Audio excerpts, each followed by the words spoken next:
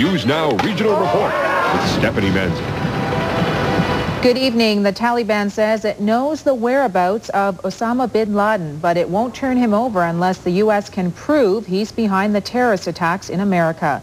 The White House continues to say there is no room for negotiation. Tim Ruri has the details. Taliban officials say they know the whereabouts of suspected terrorist Osama bin Laden. Osama bin Laden is in Afghanistan, and he is an unknown place because of his safety and security. And the Taliban say bin Laden is under their control.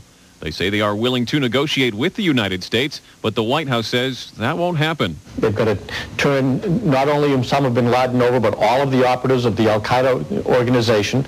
They've got to stop being a haven where terrorists can train and roam and do their dastardly deeds, and it's not negotiable. Pakistan's president says hope is very dim that the Taliban will hand over bin Laden. But the signals that come out certainly are not very encouraging. Pakistan is the only country that maintains diplomatic relations with the Taliban, but Pakistan has agreed to share intelligence information with the U.S. and allow United States troops to use the country's airspace. Meanwhile, Afghanistan's exiled king met with a U.S. congressional delegation and members of the Northern Alliance in Rome. The delegation is expressing their support for removing Afghanistan's Taliban regime and installing a new government. The former king says he is willing to return to Afghanistan to head an interim government, a move the Taliban supreme leader has warned against. I'm Tim Ruri reporting.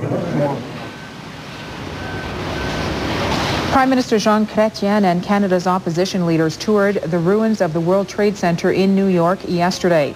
Chrétien expressed condolences to the families of Canadians who died in the terrorist attacks.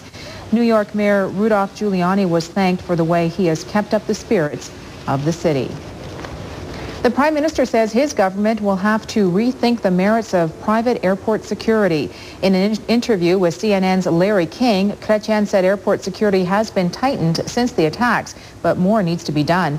Chrétien was also asked about Canada being considered by many to be a haven for terrorists. The PM said it's a problem shared by all major countries, and Ottawa and Washington will work on the problem together.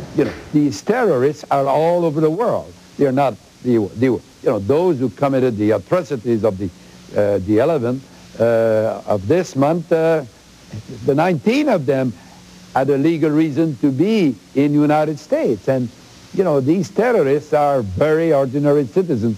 Sometimes they will live 4 or 5 years in one area to be ready for their great moment. So it's a very tough problem, and we should not mix immigration with that.